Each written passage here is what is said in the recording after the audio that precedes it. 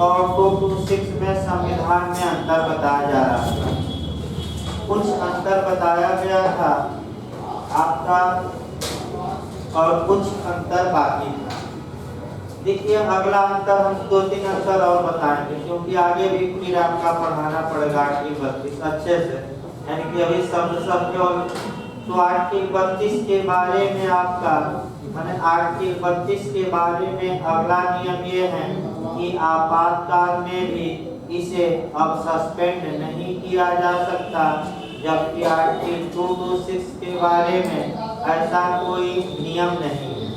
यानी कि आपका आर्टिकल 226 के बारे में कोई भी आपका माने निलंबित किया जा सकता है कि नहीं, ऐसा कहीं उल्लेख नहीं। लेकिन आर्टिकल 32 को आपका निलंबित नहीं किया जा सकता। अगला लिखिए, कोटेशन लिखना है। अगला लिखिए भाई, अनुच्छेद 32 के तहत लिखे तब नया चैप्टर शुरू होगा।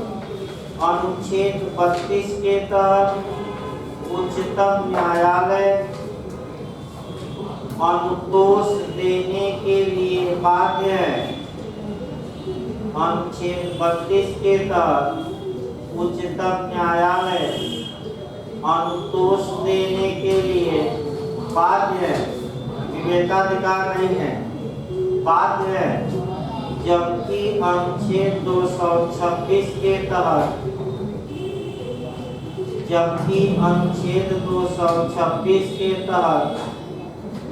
अनुतोष प्रदान करना उच्च न्यायालय का विवेकाधिकार है। जबकि अनुच्छेद 226 के तहत अनुतोष प्रदान करना न्यायालय माने उच्च न्यायालय का विवेकाधिकार है। हेडिंग डाल लीजिए भाई। अब आपका अगला चला जाए, हाई कोर्ट के बाद आपका लोअर कोर्ट बचता है। हेडिंग डालिए, सबऑर्डिनेट जुडिशरी। ये पिछली बार यूपी एचजेएस में भी फ्री में क्वेश्चन बना है। सबऑर्डिनेट जुडिशरी यानी कि आपका अधीनस्थ न्यायपालिका। हेडिंग डाल लीजिए, अधीनस्थ न्यायपालिका यानी कि सबऑर्डिनेट जुडिशरी। पहला क्वेश्चन आपका ये बनता है, देखिए आपका कि अधीनस्थ न्यायपालिका ये बन भी चुका है एमपी में आपका, यानी कि एमपी में प्री में भी आपका बना है। आज पहले कॉन्सेप्ट क्लियर करिए सबऑर्डिनेट का, तब भाई कॉन्सेप्ट से चला जाए। देखिए भारत में एक उच्चतर न्यायपालिका यानी कि हायर जुडिशरी और एक आपका लोअर जुडिशरी। हायर जुडिशरी में केवल 2 न्यायालय आते हैं, उच्च न्यायालय और उच्चतम न्यायालय। उच्च न्यायालय के जो नीचे के न्यायालय है ये आपका लोअर जुडिशरी या सबऑर्डिनेट जुडिशरी में आते हैं। अब आपका क्वेश्चन ये बना था, एमपीजे में बना है कि अधीनस्थ न्यायालयों में आपराधिक मामलों में सबसे बड़ा न्यायालय कौन होता है? तो कोर्ट ऑफ सेशन। याद रखिए, क्रिमिनल मामलों में कौन? Court of session. और यही अगर सिविल मामलों में पूछ ले तो जिला न्यायालय यानी कि डिस्ट्रिक्ट कोर्ट यानी कि जिला न्यायालय। यानी कि इसका मतलब ये हुआ कि सबऑर्डिनेट न्यायालय में अगर हम क्रिमिनल मामलों में देखें तो कोर्ट ऑफ सेशन और उसके नीचे के जितने न्यायाधीश और मजिस्ट्रेट हैं वह सबऑर्डिनेट कोर्ट में शामिल है। और अगर हम सिविल मामलों में देखें तो जिला न्यायाधीश का न्यायालय और इसके नीचे के जितने न्यायालय हैं ये कौन से न्यायालय माने जाएंगे? सबऑर्डिनेट। अब सबऑर्डिनेट आपका जुडिशरी के बारे में संविधान के किस भाग के किस अध्याय में प्रावधान है, ये यूपी एचजेएस में पिछली बार क्वेश्चन बना था। तो आपका जवाब रहेगा संविधान के पार्ट 6 के चैप्टर 6 में। तो इसको लिख लीजिए, तब अनुच्छेद बाय 4 लिखिए। पैराग्राफ हेडिंग डाल लीजिएगा सबऑर्डिनेट जुडिशियल। लिखिए भारत में न्यायपालिका को विस्तृत लिखिए, क्योंकि चांस है बिहार में यहाँ से क्वेश्चन आने का। ये मैं अभी गया, अभी बताया जाएगा, आ सकता है क्वेश्चन एपीओ में भी। देखिए भारत में न्यायपालिका को 2 वर्गों में बांटा गया है। 2 वर्गों में बांटा गया है। फर्स्ट लिखिए हायर जुडिशरी यानी कि उच्चतर न्यायालय, और सेकंड लोअर जुडिशरी यानी कि आपका निचले न्यायालय, या इसी को कहते हैं अधीनस्थ न्यायालय यानी कि सबऑर्डिनेट जुडिशरी। तो ये लिख सकते हैं। 2 खंड बना लीजिए, कौन कौन, हायर और दूसरा कौन है आपका लो। अब हायर में कौन आते हैं इतना लिखना। लिखिए उच्चतर न्यायपालिका में उच्च न्यायालय तथा उच्चतम न्यायालय आते हैं। उच्चतर न्यायपालिका में उच्च न्यायालय तथा उच्चतम न्यायालय आते हैं, यानी कि हाई कोर्ट सुप्रीम कोर्ट। 60 में भी लिख सकते हैं। कौन आते हैं, हाई कोर्ट और सुप्रीम। जबकि अधीनस्थ न्यायपालिका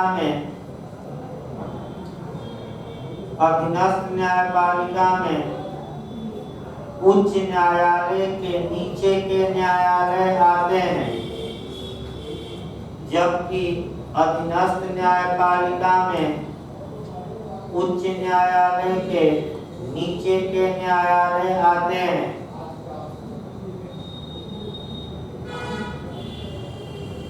पहले एक चार्ट हम बना दे रहे हैं आपका सिविल मामलों में सबऑर्डिनेट कोर्ट और क्रिमिनल मामलों में। लिखिए आपराधिक मामलों में अधीनस्थ न्यायालय निम्नलिखित हैं। हेडिंग डाल लीजिए। लिखिए आपराधिक मामलों में यानी कि क्रिमिनल मामलों में, आपराधिक मामलों में अधीनस्थ न्यायालय निम्नलिखित। लगभग सभी लोग जानते हैं भाई, जो एपीओ लगातार ये दे रहा है, लेकिन हमारा भी कर्तव्य है कि एक बार 2 मिनट में क्या किया जाए इसको नए लोगों के लिए बता दें। अब अधीनस्थ क्रिमिनल न्यायालय में पहला जो न्यायालय है सबसे बड़ा, वह है कोर्ट ऑफ सेशन। देखिए पहला सत्र न्यायालय, भाई कोर्ट का नाम लिखते रहिए। पहला आपका कौन सा न्यायालय है, इधर आइए आप। नए लोग आगे बैठे, पुराने लोग पीछे भले बैठे। देखिए सबऑर्डिनेट कोर्ट में क्रिमिनल में कौन आता है, तो पहला न्यायालय हो गया कौन सा, एमपी में आ चुका है, स्वतंत्र रही है, कोर्ट ऑफ सेशन। अब सेशन कोर्ट ना मार दीजिएगा, फिर एमपी का ही मॉडल है कि सही नाम क्या है। तो एक सेशन कोर्ट, तो सही नाम सेशन कोर्ट नहीं, क्या है। यही छोटी छोटी बात लोग गलत करते आ रहे हैं और इस पर ध्यान नहीं देते। लेकिन कोर्ट ऑफ सेशन ये याद रखिए। 2 क्वेश्चन एमपी का आपको अब तक बता दिया गया जो एमपी में आया है, कोर्ट ऑफ सेशन। दूसरा लिखिए अपर या अतिरिक्त सत्र न्यायालय, एडिशनल आपका सेशन कोर्ट। अपर या अतिरिक्त एक ही है, चाहे अपर कहिए या अतिरिक्त कहिए।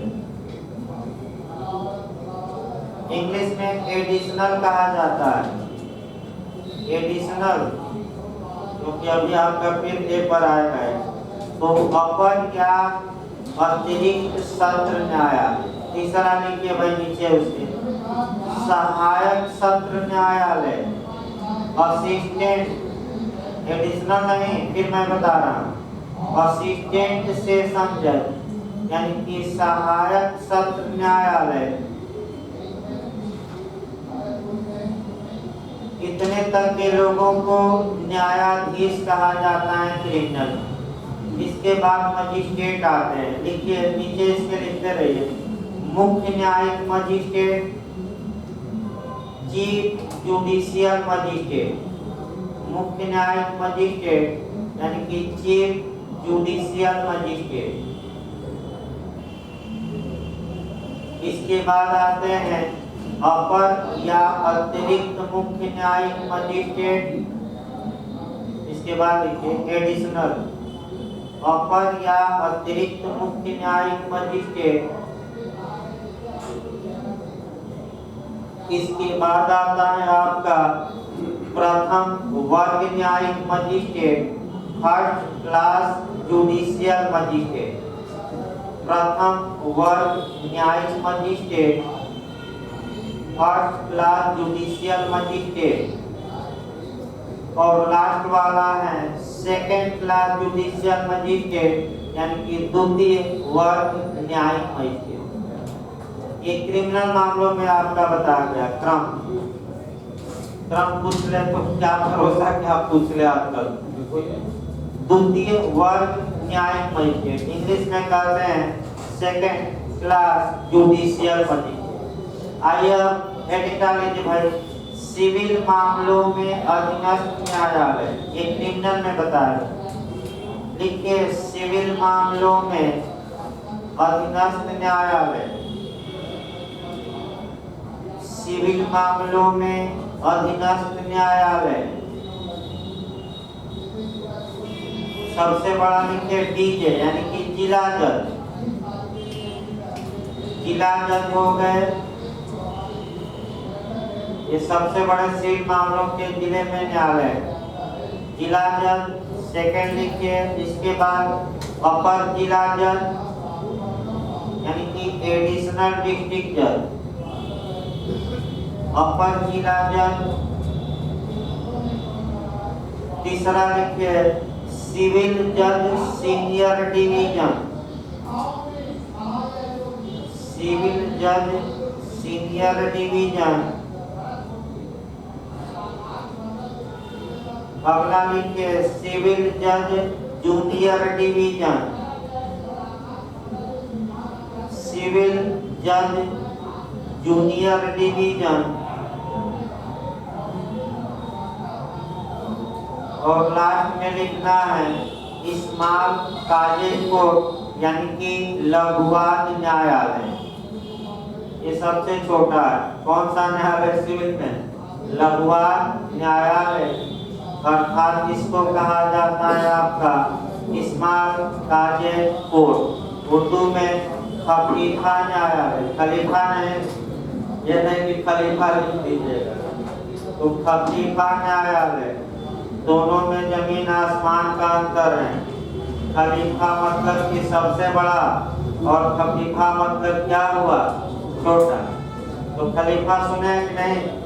कहा जाता है कि बहुत बड़े खलीफा बन गए हो, तो भी बता दिया जाए भाई, देख कर आपका न समझना है तो भाई एक बार बता दिया जाए। देखिए खलीफा शब्द का प्रयोग जो होता था ये बहुत प्राचीन शब्द है, आज का नहीं है। अरब समाज से लेकर तमाम समाजों में होता था और प्राचीन काल में कबीले होते थे, माने समूह होते थे व्यक्तियों, कबीले होते थे और उस कबीले का एक मुखिया होता था, हेड, और उसी मुखिया को क्या कहा जाता था? खलीफा। उसी को हम क्या कहते थे? खलीफा कहते थे। तो आइए देखिए, खलीफा नहीं, ये खलीफा न्यायालय है, लेकिन लघुवाद न्यायालय। खलीफा ना लिख दीजिएगा, खलीफा मतलब कि बहुत बड़ा, सबसे बड़ा। अगला लिखिए भाई आपका, इस प्रकार आपका दोनों में न्यायालय लिखवा दिए गए सबॉर्डिनेट। अब आपका संविधान में चलना है कि क्या इन न्यायालयों के बारे में कॉन्स्टिट्यूशन में प्रावधान है कि नहीं। तो एक बार बता दिया जाए, यूपीएससी में ये क्वेश्चन पिछली बार आया है कि सबॉर्डिनेट जुडिशरी के बारे में संविधान के किस भाग के किस अध्याय में प्रावधान किया गया है। तो लिखिए अधीनस्थ न्यायपालिका के बारे में, अधीनस्थ न्यायपालिका के बारे में संविधान के भाग 6 के अध्याय 6 में प्रावधान किया गया। अधीनस्थ हल्का तेजी लाइए। अधीनस्थ न्यायपालिका के बारे में संविधान के भाग 6 के अध्याय 6 में प्रावधान किया गया है। अनुच्छेद, इसी में अनुच्छेद क्रिएट करना है। अनुच्छेद 233 यानी कि अनुच्छेद 233 से लेकर 237, अनुच्छेद 233 से लेकर 237 अनुच्छेद वाइज पूछ सकता है, इसको रटना है और कोई उपाय नहीं है।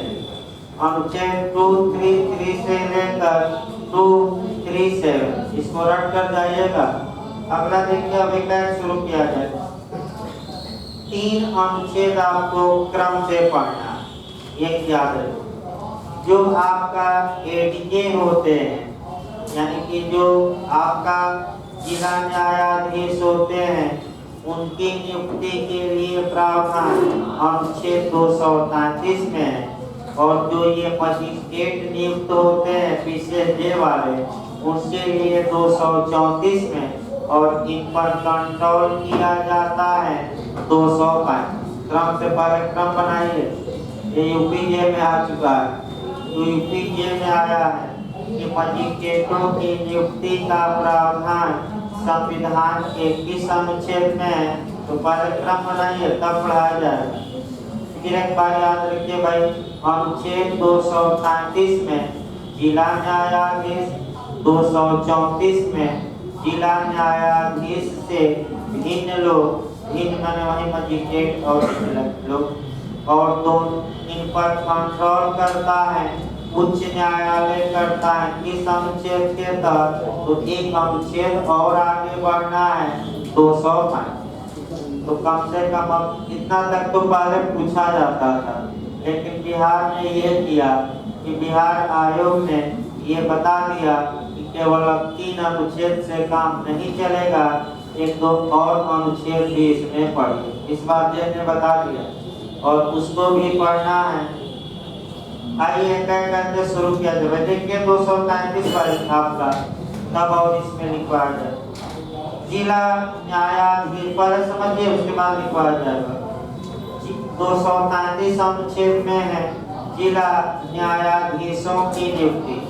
देखिए क्या कहा गया है, किसी राज्य में जिला न्यायाधीश नियुक्त होने वाले व्यक्तियों की नियुक्ति तथा जिला न्यायाधीश की पद स्थापना और प्रोन्नति उस राज्य का राज्यपाल ऐसे राज्य के संबंध में अधिकारिता का प्रयोग करने वाले उच्च न्यायालय से परामर्श करके करे। यानी कि हमारा संविधान ये बताता है कि जो डीजे का न्यायालय होता है, एडीजे का न्यायालय होता है, या क्रिमिनल मामलों में सत्र न्यायालय, अपर सत्र न्यायालय, ये जो होते हैं इनकी कैसे नियुक्ति होगी और इनका प्रमोशन कैसे होगा, माने ये इनकी नियुक्ति कैसे होगी। तो ये सही बात है कि इनकी नियुक्ति उस राज्य का गवर्नर करता है, लेकिन गवर्नर अपने विवेक से नहीं करता, किसके परामर्श से करता है? उच्च न्यायालय। तो उच्च न्यायालय इसके लिए वैकेंसी निकालता है, जिसे एचजेएस की वैकेंसी कहते हैं। हायर जुडिशरी सर्विस होती है एचजेएस की वैकेंसी। हाई कोर्ट ही परीक्षा कराता है। हाई कोर्ट ही मैंने काफी भी जानते हैं जज स्वयं, विशेषज्ञ को नहीं देते। हाई कोर्ट के जज स्वयं जानते हैं और हाई कोर्ट के जज स्वयं इंटरव्यू लेते हैं, दूसरे को नहीं बुलाया जाता। और उसमें जो पास हो गया वह 233 में आ जाए।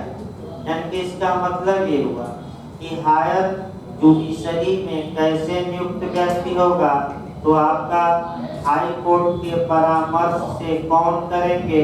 आपके राज्यपाल।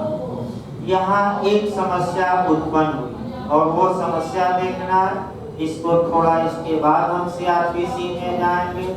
एक समस्या सुप्रीम कोर्ट में ये उत्पन्न हुई कि जो ये एडीजे होते हैं, यानी कि हायर जुडिशरी वाले जो लोअर कोर्ट में, यानी कि एचजेएस वाले, इनकी नियुक्ति कौन करता है। तो भाई विवाद ये उत्पन्न हो गया कि इनकी नियुक्ति हाई कोर्ट करता है कि गवर्नर करते हैं। तो ऐसी दशा में उच्चतम न्यायालय ने इस विवाद का निपटारा किया।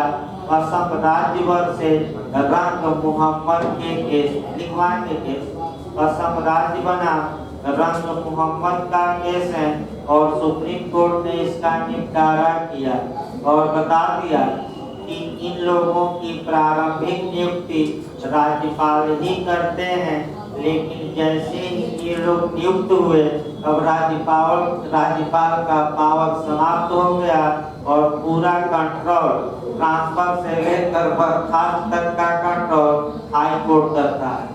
यानी कि अगर ये लोग बदमाशी करेंगे तो सरकार से मतलब नहीं है।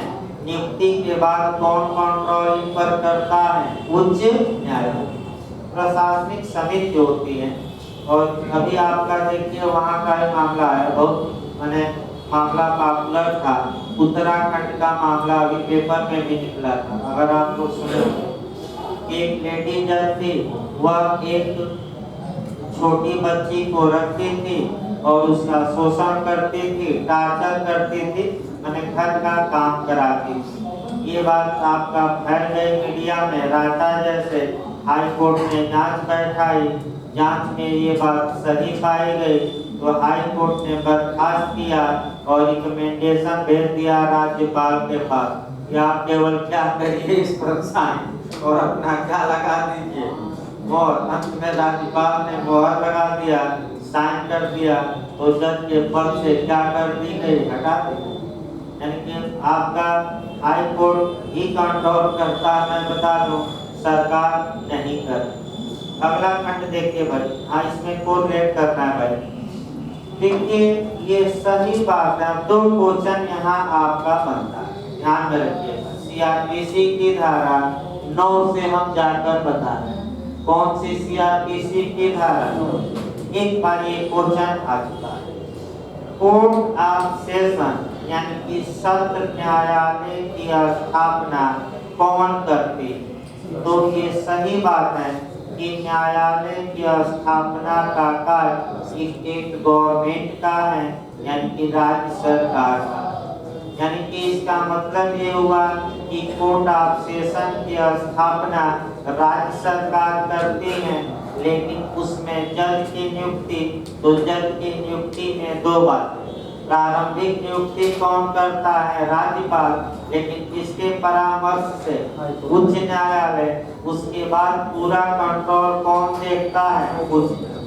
ट्रांसफर से लेकर और इनको बर्खास्त करना, निलंबित करना, डिमोशन करना, प्रमोशन करना, ये याद रखिए किसके जिम्मेदारी है? उच्च न्यायालय। अब देखिए इसको लिखवाते हैं, पहले अनुच्छेद हो जाए। दूसरा खंड देखिए, वह व्यक्ति जो संघ की या राज्य की सेवा में पहले से ही नहीं, यानी कि खंड दूसरा बताया जा रहा है। वह व्यक्ति जो संघ की या राज्य की सेवा में पहले से ही नहीं है, जिला न्यायाधीश नियुक्त होने के लिए केवल तभी पात्र होगा जब वह कम से कम 7 वर्ष तक अधिवक्ता या प्लीडर रहा है और उसकी नियुक्ति के लिए उच्च न्यायालय ने सिफारिश की। यानी कि आपका एचजेएस के लिए कम से कम कितने रूप माने कह सकते हैं कि कम से कम अधिवक्ता के रूप में कम से कम कितने साल का अनुभव होना चाहिए? तो डायरेक्ट में संविधान ही लिखता है कि कितना साल? 7 साल। तो जो एचजेएस बनते हैं बता दिया जाए भाई, 35 एज क्रॉस कर गई हो और इसी के साथ एक और शर्त पूरी होती हो कि कम से कम 7 वर्ष रजिस्ट्रेशन का हो गया। भाई कचहरी में रजिस्ट्रेशन से नहीं, जिस तारीख को आप bar council of Uttar Pradesh में आपने अपने को अधिवक्ता के रूप में पंजीकृत कराया है, उस तारीख से 7 वर्ष गिना जाए। LLB पास करने के दिन से नहीं, कचहरी हाई कोर्ट में रजिस्ट्रेशन से नहीं, कहाँ के रजिस्ट्रेशन से, जिस तारीख को आपने क्या किया है, आपका बार काउंसिल आप उत्तर प्रदेश जो बिहार में तो बिहार में रजिस्ट्रेशन अपना कराए। इस प्रकार आपका जो HJS वाले होते हैं उनके बारे में प्रावधान आपको बताया। अब आइए इसके बाद 233A देखा जाए। 233 से कहता है उच्च जिला न्यायाधीशों की नियुक्तियों और उनके द्वारा दिए गए निर्णय आदि का विधिमान्यकरण। अब समस्या ये है कि विधिमान्यकरण, ये विधिमान्यकरण या आप कह सकते हैं कि जो वैलिडिटी होती है उसका मतलब क्या है। तो पहले वैलिडिटी का मतलब समझिए, तब तो इसको डायरेक्ट बताया जाए। देखिए शब्द आया है वैलिडिटी यानी कि विधिमान्यकरण। अब आपको इसको थोड़ा 2-3 नियम जानना है। 2-3 नियम आपको ये जानना है कि मान लीजिए कि कोई भारत का राष्ट्रपति के पद पर आसीन हो गया। पहले 2-3 नियम समझिए। कोई व्यक्ति भारत का राष्ट्रपति बना और राष्ट्रपति बना और राष्ट्रपति बनने के बाद अध्यादेश जारी किया, कई आपका विधेयकों पर अनुमति प्रदान की इत्यादि। फिर उसके चुनाव को चुनौती दी गई सुप्रीम कोर्ट में। तो पिछली बार आपका पूछा भी गया था, MP में पूछा गया था कि राष्ट्रपति के चुनाव को किस अनुच्छेद के तहत चुनौती दी जाती है। तो अनुच्छेद 71, किस अनुच्छेद के तहत 71, और केवल कहाँ चुनौती दी जाएगी, सुप्रीम कोर्ट, हाई कोर्ट नहीं, कहाँ, सुप्रीम कोर्ट। अब कौन चुनौती देगा ये भी पूछा जाता है। तो या तो राष्ट्रपति पद का कोई उम्मीदवार या कम से कम 20 मतदाता, यानी कि जो राष्ट्रपति के चुनाव में वोटिंग करते हैं तो कम से कम कितने मतदाता, 20। और जब भी चैलेंज किया जाएगा चुनाव संपन्न होने के बाद, ताकि बीच में कोई रोक न दे, यानी कि चुनाव संपन्न होने के बाद। जैसे कि आपका बिहार का उदाहरण ले लीजिए, जो हमारे आपका किशन कन्हैया इस समय है भाई आपका तेज प्रताप सिंह, और आपका उनके साथी मैंने क्या आगे है आपका, कह सकते हैं कि मैंने दोनों भाई जो हैं काफी लड़े इस बार और लग रहा था कि जीत जाएंगे, लेकिन लोग ये कह रहे थे कि लास्ट में आपका DM और SP और अधिकारियों को धमका दिया गया और 200 जो कोर्ट थे आपका मशीन में क्या कर दिया गया गड़बड़, और कई जगह 100-200 वोट से हार जीत गए। अब ये है कि आपका चुनाव पहले आपका चुनौती नहीं दे सकते, जब चुनाव संपन्न हो गया तो लड़िए। अब वो बहुत समय लगता है लड़ने। अब यानी कि इसका मतलब ये हुआ कि इतना आसान नहीं है कि जब जीत गया कोई प्रत्याशी तो उसकी आपका चुनाव को अवैध घोषित किया, बहुत कठिन काम। लेकिन यहाँ हमें ये बताना है कि भारत के राष्ट्रपति ने 1 साल तक काम किया, सुप्रीम कोर्ट में उनकी नियुक्ति को चैलेंज किया गया और पता लगा कि ये अवैध रूप से जीते हैं या राष्ट्रपति पद के योग्य ही नहीं थे, और उनके जो निर्वाचन था उस निर्वाचन को उच्चतम न्यायालय ने रद्द कर दिया। अब समस्या ये आई कि 1 साल तक जो काम राष्ट्रपति ने किया, क्या वह काम भी अवैध हो जाएगा कि वैध ही रहेगा? वैध है। यही आपका 233A में जानना। लेकिन 233 से राष्ट्रपति के लिए नहीं, न्यायाधीश के।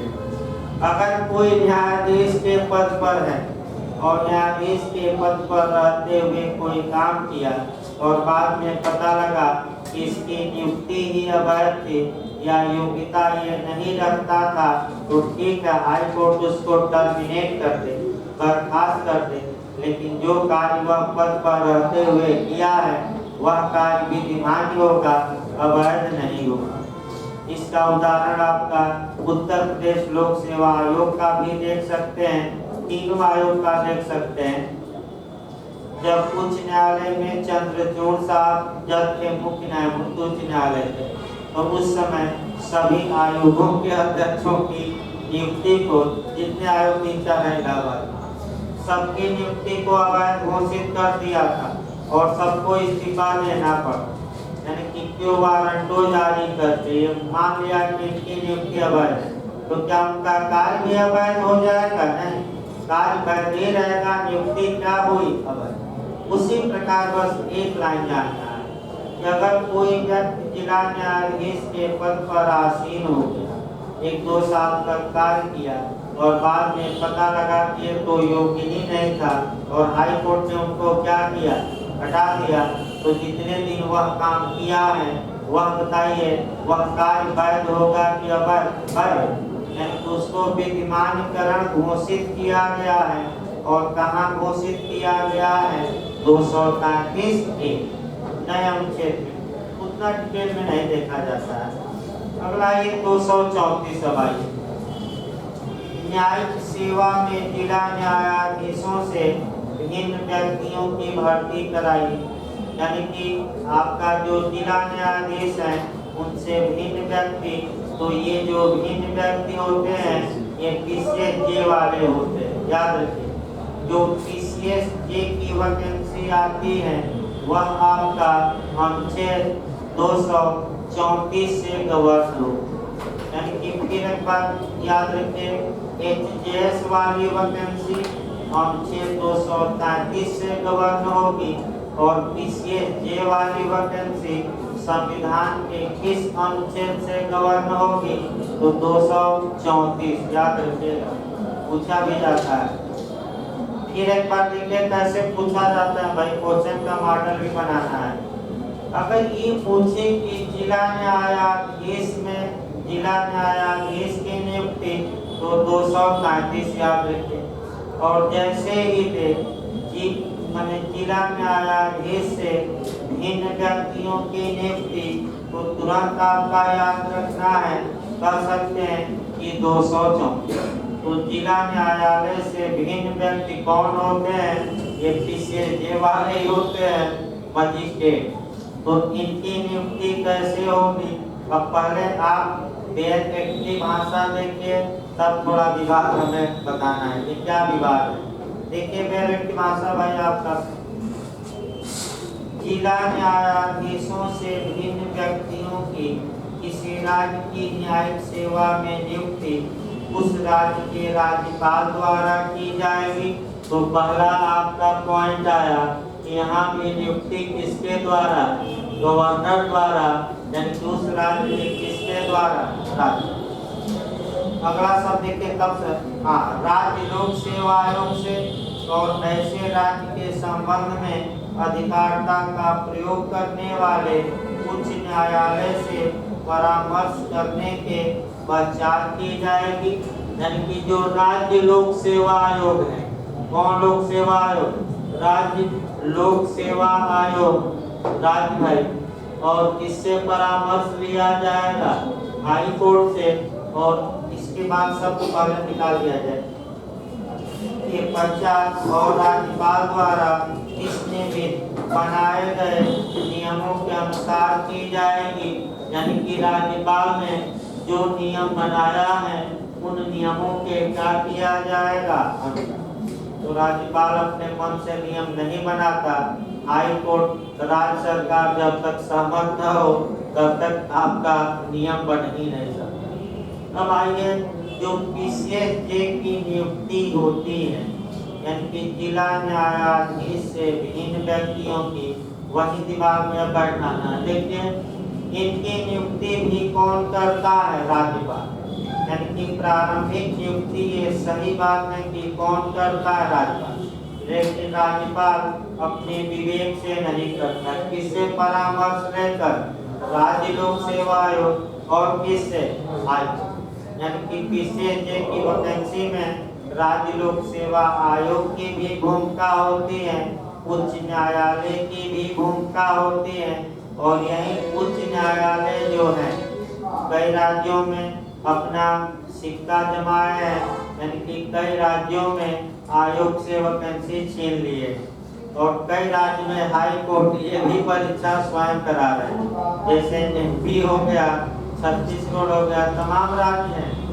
उत्तर प्रदेश में भी उच्च न्यायालय ने पिछली बार पूरा प्रयास किया कि ये परीक्षा हम कराएं और आयोग को भी डांटा, लेकिन राज्य सरकार सहमति ही नहीं हुई और कही कि आयोग को ही परीक्षा कराने दीजिए, सही रहेगा।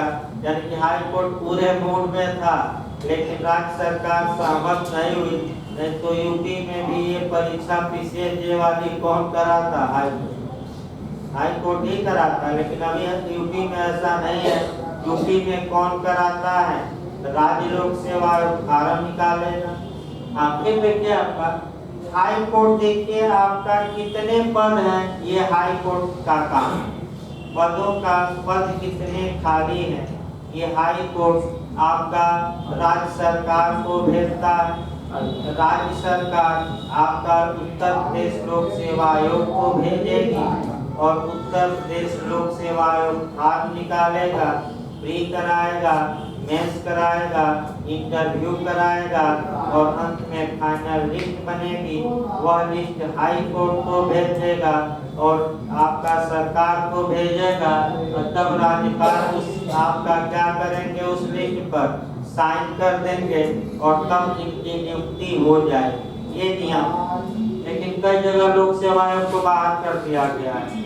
आपका हाई कोर्ट खुद ही पीसीएजे की परीक्षा, सिविल जज की परीक्षा ले रहा है और कहाँ भेज दे रहा है? नियुक्त करके लेकर मैंने लिस्ट राज्यपाल को, राज्यपाल साइन कर रहे हैं।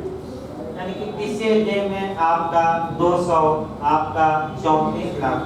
अगला देखिए भाई 235 भी काफी महत्वपूर्ण है। देखिए जिला न्यायाधीश और उसके अधीनस्थ न्यायालयों का नियंत्रण, यानी कि ये भी आपका क्वेश्चन आ चुका है कि जो ये जितने न्यायालय हमने सिविल और क्रिमिनल लिखवाए उन पर कंट्रोल करता है। इसका मतलब ये हुआ कि जो अनुच्छेद 233 में न्यायालय गठित हुए जिला न्यायालय और जो किस में हुए 200 आपका 34 में हुए सिविल जज के, यानी कि पीसीएजे वाले, इन पर कौन कंट्रोल करता है? उच्च न्यायालय। तो उच्च न्यायालय किस अनुच्छेद के तहत कंट्रोल करता है? वही अनुच्छेद याद रखना है, किस पर? 235, यानी कि किस अनुच्छेद के तहत कंट्रोल रखता है? 235। अब वही देखना अनुच्छेद, देखिए अधीनस्थ न्यायालयों पर नियंत्रण, ये भी आ चुका है क्वेश्चन। देखिए इसमें जिला न्यायालय और उसके अधीनस्थ न्यायालयों का नियंत्रण, इसके अंतर्गत राज्य की न्यायिक सेवा के व्यक्तियों और जिला न्यायाधीश के पद से और किसी पद को धारण करने वाले व्यक्तियों की पद स्थापना, प्रोन्नत, यानी कि इसका मतलब डिमोशन, प्रमोशन और उनको छुट्टी देना उच्च न्यायालय में निहित होगा। यानी कि डिमोशन किया जाए, उनका प्रमोशन किया जाए, छुट्टी दी जाए कि नहीं, कि बर्खास्त कर दिया जाए। अब ये राज्यपाल नहीं, किसमें निहित होगा? High court. यानी कि इनको बर्खास्त करने का पावर राज्य सरकार को नहीं है, इसको प्राप्त है उच्च न्यायालय। अगला देखिए उच्च न्यायालय में निहित होगा। इस अनुच्छेद की किसी बात का यह अर्थ नहीं लगाया जाएगा कि वह ऐसे किसी व्यक्ति से उसके अपील के अधिकार को छीनती है जो उसकी सेवा की शर्तों का विनियमन करने वाली विधि के अधीन उसे है, या उच्च न्यायालय को इस बात के लिए प्राधिकृत करती है कि वह उससे ऐसी विधि के अधीन विधि उसकी सेवा के शर्तों के अनुसार व्यवहार न करके अन्यथा व्यवहार करें। इसका मतलब ये हुआ कि ठीक है, हाई कोर्ट इन पर कंट्रोल रखे, डिमोशन करे, प्रमोशन करे, छुट्टी दे या ना दे, बर्खास्त कर दे, निलंबित कर दे, लेकिन हाई कोर्ट ये काम मनमाने तरीके से नहीं करे। पहला आपका ये है, मैंने पहला तरीका फिर मैं बता दूं कि जो इन लोगों के लिए सेवा शर्तें बनी हैं, उच्च न्यायालय को उन सेवा शर्तों का पालन करना चाहिए।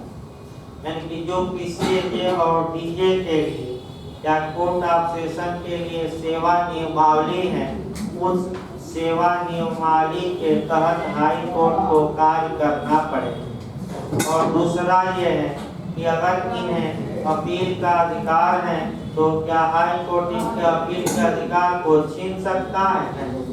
तो मैं बता दूं भाई, कई लोग बर्खास्त होते हैं, सस्पेंड होते हैं, पहले हाई कोर्ट में याचिका दायर करते हैं, ज़्यादा लोग हाई कोर्ट से हार ही जाते हैं।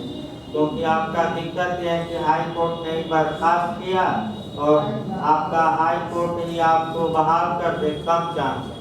तो हाई कोर्ट जब याचिका खारिज कर देता है तो आपका बताया गया था अनुच्छेद 136 के तहत ये लोग कहाँ जाते हैं? Supreme court. और क्या दायर करते हैं? ऐसे कि हजूर हमारी अपील स्वीकार करिए, नहीं तो हमारे प्रति क्या हो जाएगा? घोर अन्याय। हाई कोर्ट ने मनमाने तरीके से बिना हमें सुने ही बर्खास्त कर दिया। अतः आप हाई कोर्ट के आदेश को क्या करिए? रद्द, और हमें पुनः क्या करिए? बहाल। तो देखिए, कुछ मामलों में उच्चतम न्यायालय बहाल भी कर देता है, लेकिन कुछ मामलों में मैं बता दूं आपका बहाल नहीं भी करता। अब कैसा मामला है? वो गंभीर मामला है। कैसा मामला है? यूपी में ही एक मामला आया, जब ट्रेनिंग के लास्ट दिन जो फंक्शन हो रहा था, उसी में कुछ लोग शराब पीकर क्या किए? हंगामा किए और हाई कोर्ट ने 7-8 लोगों को रगड़ा। वैसे सुप्रीम कोर्ट ने बहाल कर दिया, अलग बात है, कहा कि चलो बहुत बड़ी गलती नहीं हुई, छोटी मोटी गलती हुई, डांट पट दिया। नहीं, बात न करिए भाई, बाहर निकलिए। यानी कि इसका मतलब ये हुआ कि हाई कोर्ट ने, मैं आपके बता दूं, मैंने कोई रिलीफ नहीं दिया, लेकिन सुप्रीम कोर्ट ने आपका बहाल कर दिया। कहा कि चलो थोड़ा बहुत हंगामा किए थे, लेकिन चेतावनी दे। इसका मतलब ये हुआ कि जब भी बर्खास्त किया जाए, मनमाना नहीं, नियमों का क्या किया जाए। लेकिन हाई कोर्ट को पावर है कि वह क्या करे? बर्खास्त करके राज्यपाल को भेजता है, और चूंकि जो प्राधिकारी नियुक्त किया वही तो बर्खास्त करेगा, तो राज्यपाल को केवल क्या करना रहता है? साइन। और क्या विवेक थोड़ा लगाए? तो हाई कोर्ट का अगला देखिए 236 का विवाद, निर्वचन यानी कि इंटरप्रिटेशन। यहीं से आपका क्वेश्चन आपका बना था इस बार बिहार के। देखिए कहाँ से बना। इतना तो लोग पढ़ते थे, मैं बता दूं, अभी लिखवाते हैं भाई, बड़े हो जाए। इतना तो सभी लोग, ये जो 3 अनुच्छेद हैं, ये अनुच्छेद सभी लोग पढ़ते हैं, लेकिन ये जो मैं बता रहा हूँ 1-2 अनुच्छेद, ये कभी कोई पढ़ता ही नहीं था। लेकिन अब बिहार ने बना दिया क्वेश्चन और बता दिया कि फालतू चीजें ज्यादा पढ़िए और ये मूल अधिकार का गुनगुना न बजाए। जाकर देखिए, मूल अधिकार से क्वेश्चन है नहीं, और इतने फालतू क्वेश्चन है, तो फालतू लोगों फालतू क्वेश्चन ज्यादा हम पढ़ाएंगे, और मुख्य तो पढ़ाएंगे, लेकिन उसी के साथ क्या फालतू भी, ताकि एपीओ में आपका फालतू पूछे तो गलत न। देखिए भाई, निर्वचन का मतलब होता है व्याख्या, यानी कि कुछ शब्दों की व्याख्या की गई। तो किन किन शब्दों की व्याख्या की गई है? 2 शब्दों की। पहला खंडवाई भी पूछा गया था बिहार में, जेम 236A में जिला न्यायाधीश की व्याख्या की गई है, और अनुच्छेद 236 के खंड बी में न्यायिक सेवा की व्याख्या की गई। तो जिला न्यायाधीश के अंतर्गत कौन आते हैं, ये भी आपका बहुत महत्वपूर्ण है। देखिए खत तब आपको लिखवा दें। जिला न्यायाधीश के अंतर्गत कौन कौन लोग आते हैं ये समझना है, पूछ सकता है अंदर जाकर। देखिए आपका अंतर्गत नगर सिविल न्यायालय का न्यायाधीश भी आता है, अपर जिला न्यायाधीश भी आता है, संयुक्त जिला न्यायाधीश आता है, सहायक जिला न्यायाधीश आता है, लघुवाद न्यायालय का मुख्य न्यायाधीश आता है, मुख्य प्रेसिडेंसी मजिस्ट्रेट आते हैं, अपर मुख्य प्रेसिडेंसी मजिस्ट्रेट आते हैं, सत्र न्यायाधीश आता है, अपर सत्र न्यायाधीश आता है और सहायक सत्र न्यायाधीश आता है।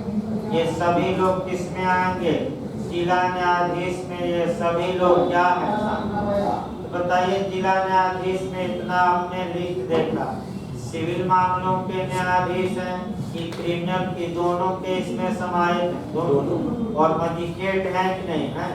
यानी कि जिला न्यायाधीश में मजिस्ट्रेट और न्यायाधीश सबको क्या कर दिया गया, एक लाइन में समान, व्यापक है।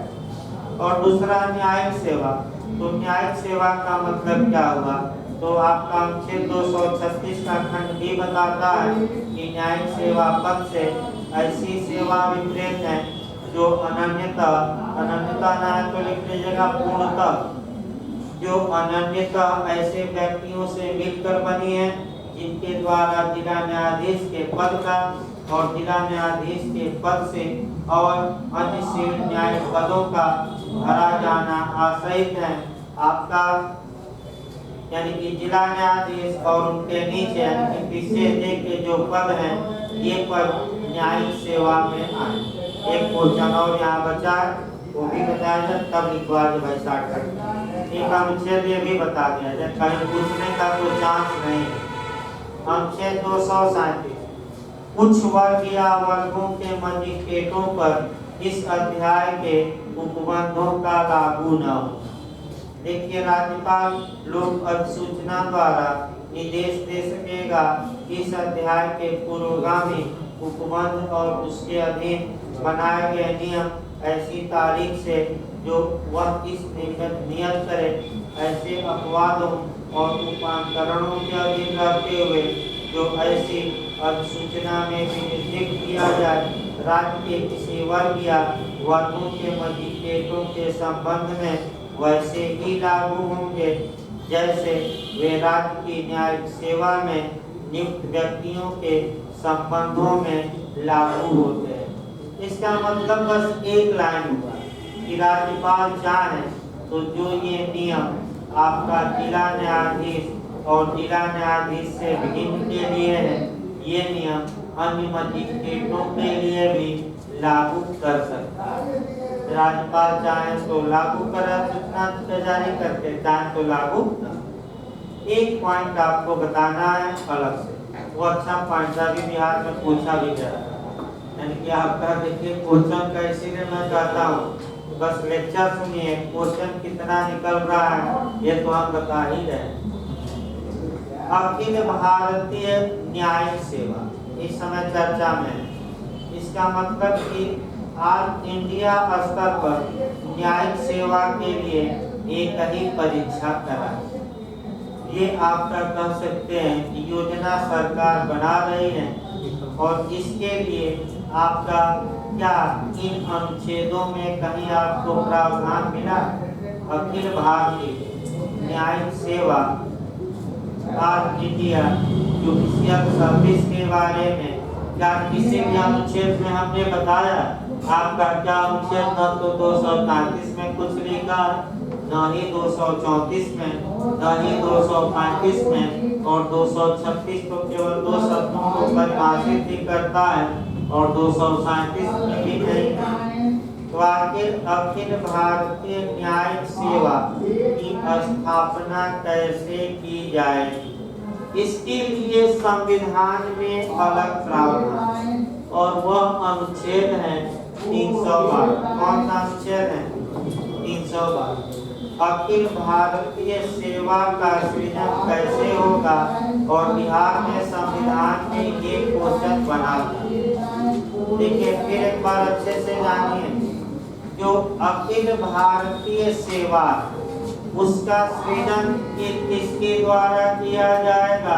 तो आपका पार्लियामेंट द्वारा। क्या बनाकर? कानून। इसमें कोई शक नहीं। लेकिन शुरुआत कैसे की जाएगी? प्रस्ताव कौन पारित करेगी?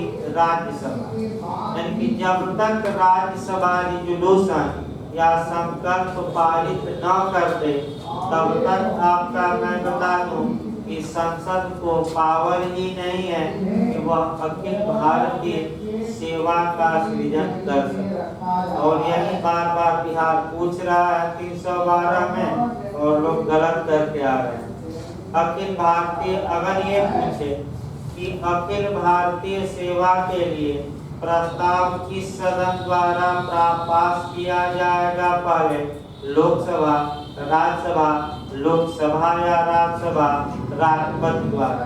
ऐसा किसके द्वारा? हाँ, राज्यसभा। दूसरा क्वेश्चन, अखिल भारतीय सेवा का गठन कौन कर सकती है? तो संसद विधि बना। कौन? लेकिन सबसे पहले कौन प्रस्ताव पास करेगा? राज्यसभा। यानी कि राज्यसभा एक प्रपोजल पास करे और तब जाके संसद को कानून बनाने का क्या मिलेगा? हक। ये पूछा गया था बिहार में, जाकर देखिए, अभी पेपर देखेंगे। अब क्वेश्चन का मॉडल कैसे पूछा वो याद नहीं आ रहा। क्या राज्यसभा वाला पूछा था कि संसद वाला? प्रस्ताव वाला।